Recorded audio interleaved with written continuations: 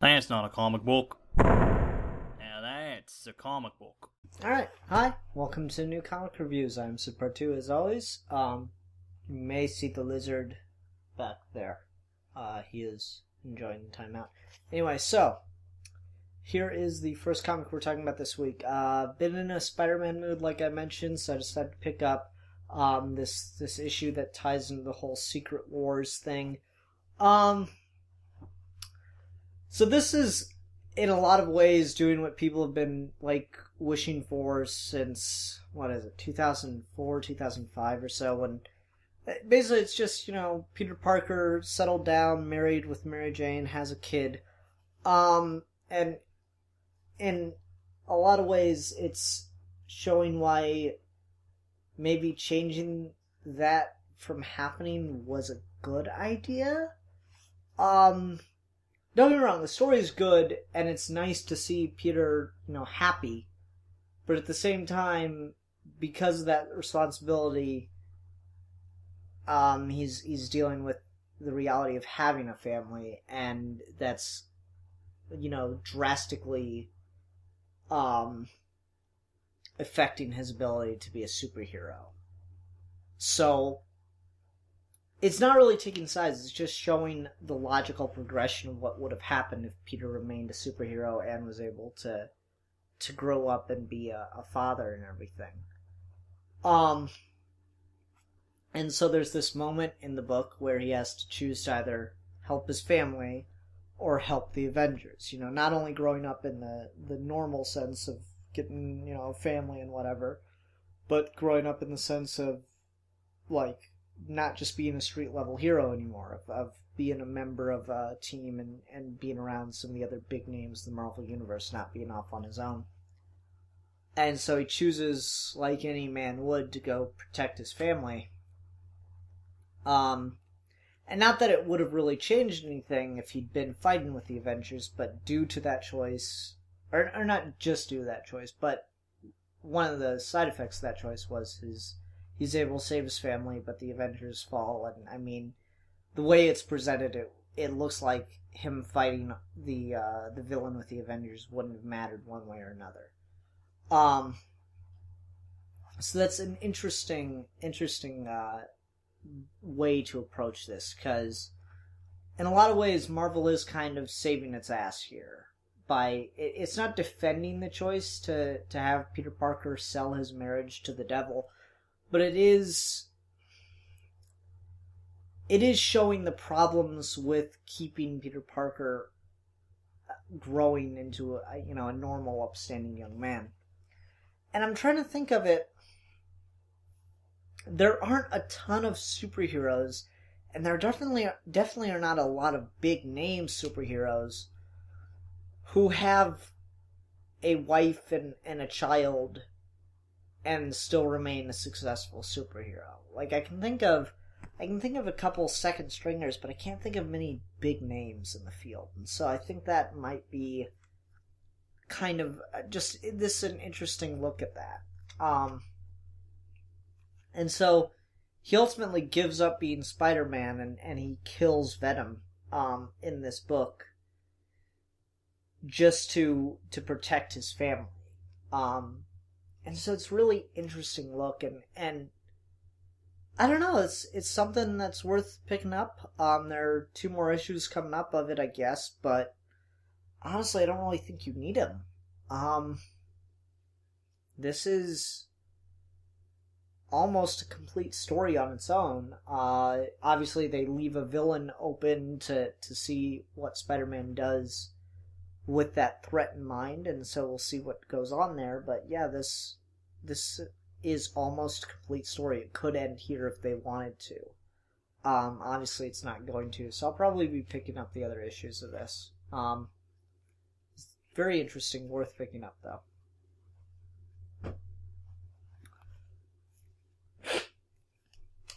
The 10th Doctor book, number 12. Didn't I just review a 10th Doctor book? Are these coming out twice a month? That's neat. So this picks up right where the last issue left off. I'm a little disappointed they deal with the cliffhanger so quickly. So the last issue ended with David Tennant retro-regenerating into the Ninth Doctor. And that's really cool. And then you get to this, and the Ninth Doctor's on 2 panels? Hold on. 3 panels? Yeah, 3 panels, and then it's the next time you see him, it's back to David Tennant Doctor. And that's okay, I guess, but I was really hoping to see him go somewhere with that, and they really don't. Wait a minute. Okay. Yeah, anyway. I was really hoping to see them go somewhere with this, and they just kind of leave it be. And that's a little disappointing. But the story itself is pretty good overall. They're still working on building up this artifact that de-ages you. And that's interesting. And then there's some kind of other plot point being built up that kind of bookends the issue. But, we'll see how it goes. I guess this is the most disappointed I've been in this book so far, but to be fair, this is the middle issue of a story arc, I'm thinking. Either there's going to be one or maybe a second issue that wraps this story up. So we'll see how it goes. But it's building fine. There's not a lot to say about it. It works fairly well with the last issue. Like I said, I'm disappointed by not a very good payoff on the cliffhanger. But overall, it's just building the story up and going places with it. The cliffhanger in this one's, you do still get that Doctor Who high-pitched squeal and then fade out kind of sound effect feeling at the end of this with this lady here.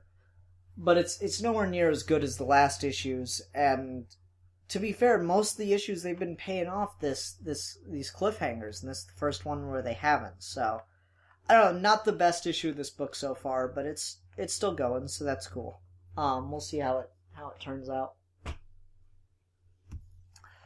By request, before Watchmen, Rorschach. I'll talk about Rorschach first. Surprisingly not surprisingly forgettable. Before Watchmen, from what I can tell from these two stories of it, was not bad. It was just not necessary. I feel like Steve Baxi. It did not justify its existence. The Rorschach stuff, it's good Rorschach. It's just, that's all. It's kind of pointless. All it is Rorschach, and it's not even really that good. It's just okay. It's just Rorschach dealing with, a local crime boss who has connections to Vietnam. Lee Bermejo's art on Rorschach and stuff is brilliant. That's really cool.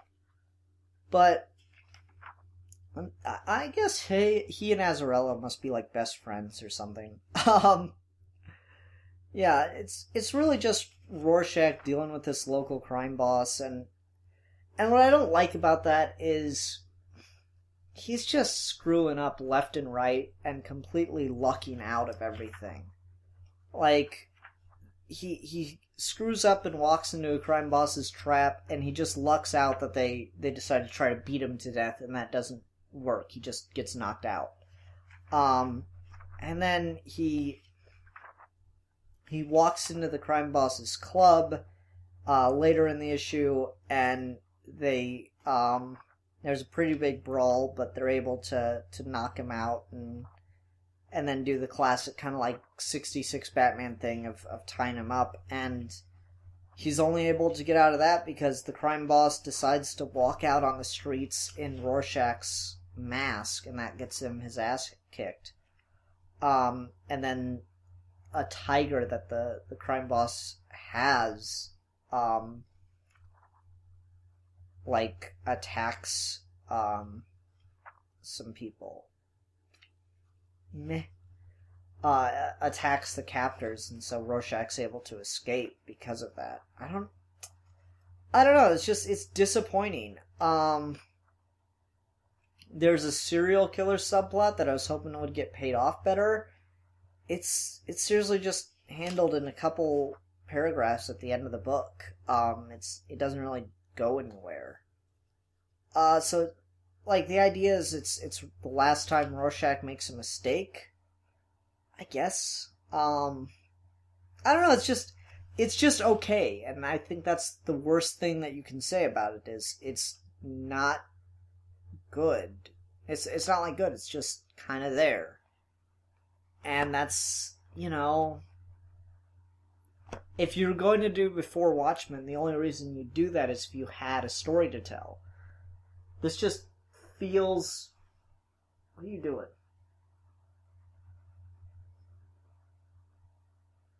You're weird. Sorry, he's distracting. He's like puffing up like a damn balloon.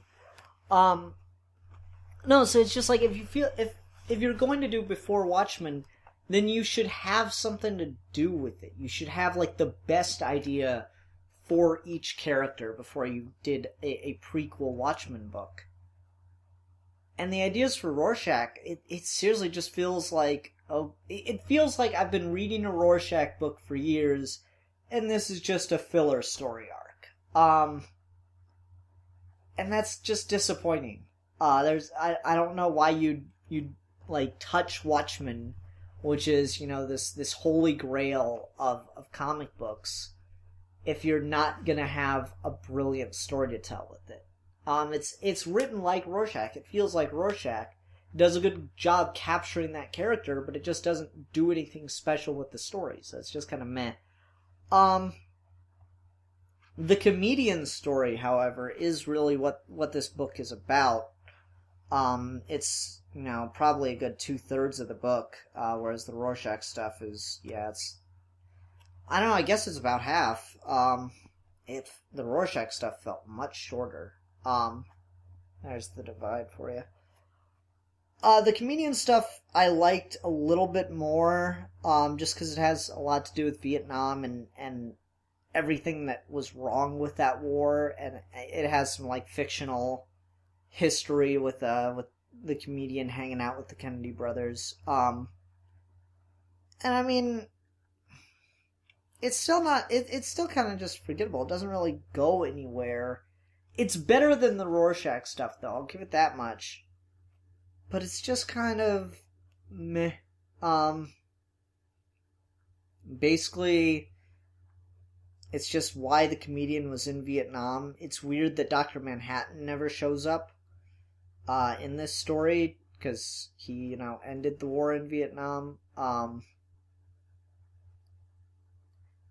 don't know. I don't care for it overall. It's not bad, it's just meh. So, like, if you just really love these characters, these are good stories for the characters. But, the point of Watchmen isn't to love the characters. It's just a thing that came out in order to try to make some money, and I mean, it could have been significantly worse. Thank God it's not, but it's not as bad as everyone hoped it would be, because I think everyone just wanted it to be awful so they could make fun of DC. So it's not that, it's just meh. If you like it, you like it. I really don't. It's just okay.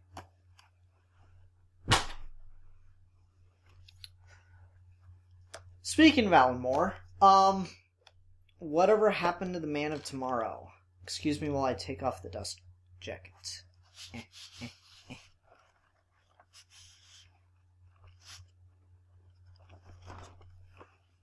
I hate dust jackets.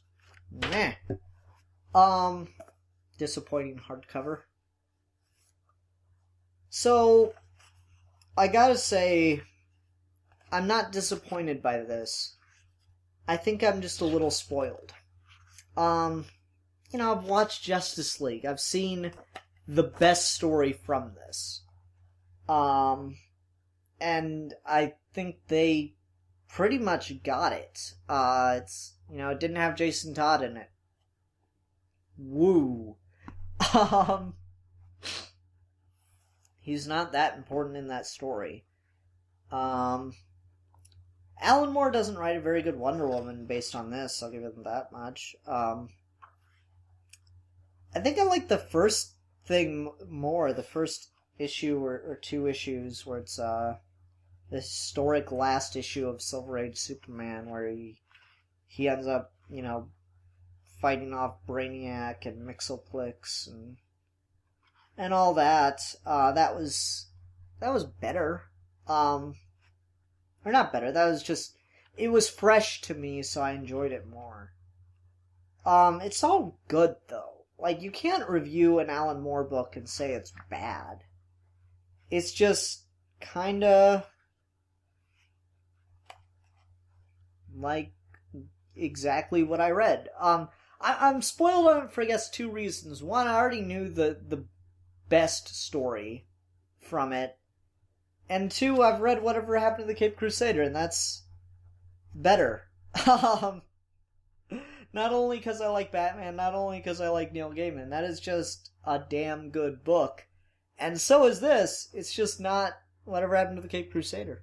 And also, it doesn't help that I like the Silver Age. The Silver Age stuff is fun and it's enjoyable.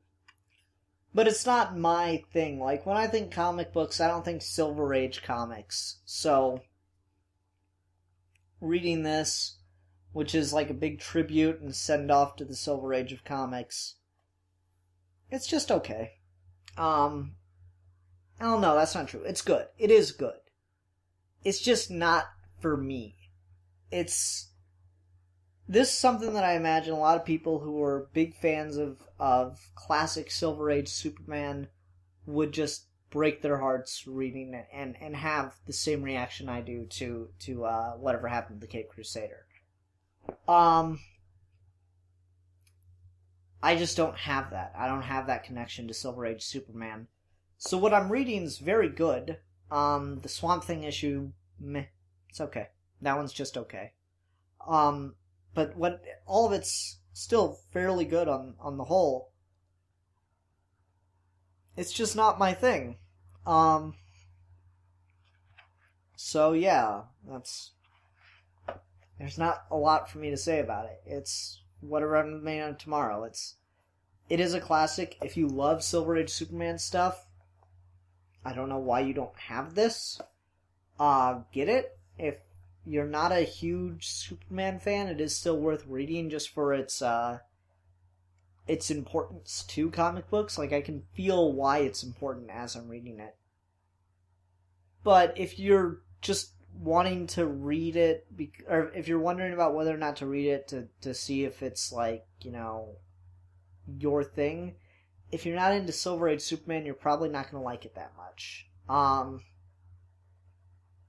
So yeah. That's all I really have to say about this. Sorry. Not really much. Okay, I've got like 2 minutes left. I'll just real quick. Okay, this, I need the volume before it, because this is like I guess they split up Godhead into 2 or 3 trades, so I need the volume before it, before I can get into this. But that is still on my list. So is the Zorro book. That's probably the next trade I'm going to be talking about. Until I get the next volume of that. And then I picked up these as well. Birth of Venom and Vengeance of Venom. Like I said, Spider-Man Mood. So these are now on my list as well. I'm still keeping an eye out for Godzilla the Half-Century War. I'll see if that comes up. But everyone, thank you for watching. Until next time.